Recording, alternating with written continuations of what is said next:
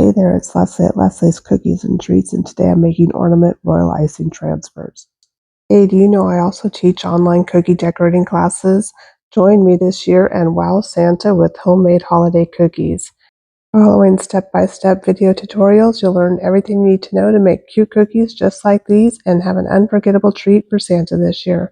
Find out more details in the description. The classes are a really fun Christmas activity, but anyway, let's get back to these royal icing transfers.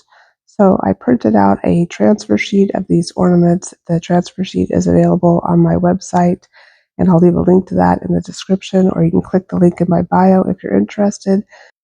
And I put the transfer sheet inside of a sheet protector. You could also put it under a piece of parchment paper or even in a Ziploc bag. And I'm just going to start by using about a 20-second royal icing and outline all of the toppers and fill those in. And I'm going a little bit down into the ornament because I don't want this area to break off when I peel it off the parchment sheet after it dries. And I waited for these little toppers to set up and crust over, so probably about 20 minutes before now coming back and outlining very slowly and carefully my circle. I'm holding my piping bag about 1/8 of an inch away from my piping sheet, my transfer sheet rather, and then I'm carefully dropping my line down. I didn't quite make it on the circle over here on the left side, but I'll push it over when I'm flooding into the ornament like I'm doing now. And this icing is a little bit stiffer, so if you wiggle your piping bag as you're filling in this little area, it will help the icing settle down so you won't have to work quite as much with your scribe. Using a little bit thicker royal icing for your transfers really seems to help make them sturdier and less apt to break when you peel them off of the transfer sheet, and also ensures that they will hold their shape and will not spread. So I'm just going to use my scribe to settle this icing down, and just here I'm just going to barely poke at it so it just smooths all out. Then I'm going to immediately grab my white icing and give it a little highlight. This is a wet on wet technique, and once it dries, the white icing will be fully incorporated into the red icing for a solid surface. And here I'm just going back and doing the toppers. I'm not trying to do fancy toppers, just rectangles. And I'll use my scribe to settle that down and shape it as needed. And I'll let these toppers dry for about 20 minutes before going back in and doing the rest of the ornament. It's a good idea to place it in front of a fan to dry so that they dry faster. So again, here I'm just going to touch down with my icing, lift away a little bit so you can watch where your icing line is falling, and then go ahead and outline these little curves, and I'll keep my icing bag a little closer to the paper while I'm doing this. And then let's just flood this area in. And again, I'll use my scribe to settle this icing down and get it up into these points so that it's all level and a solid surface. And then after I get this all settled down and shaped the way I want it, I'm going to come back in immediately with my other color icing and flood in the top part of this ornament again for a wet on wet effect.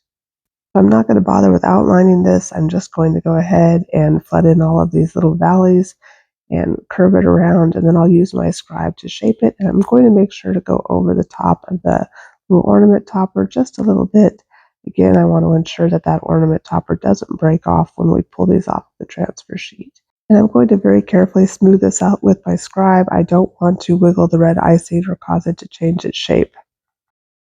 And I'm going to go back in with my white icing one more time and make 3 little dots right in the valleys here.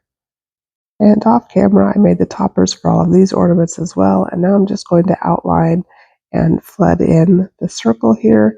I'm going to go right over the drawing of where that bow is because we're going to be putting that on top of this ornament. So I'll just go ahead and carefully outline, paying attention to where my icing is falling, not to where my icing bag is in my hand. And then I'll just flood that in. Again, if I wiggle my icing bag as I'm flooding, it will help this thicker icing settle down. And then I'll just grab my scribe and settle it down the rest of the way. And then I'm going to let these ornaments set up for about 20 minutes before I come back in and pipe in this little part of the bow over here to the side. And then I'll let that crust over as well before I come back in and pipe the rest of the bow. So my first bow loop has crusted over, and I'm just going to come back in now and do another triangle on the other side here for the other bow loop. And I'll use my scribe to help shape it and settle down.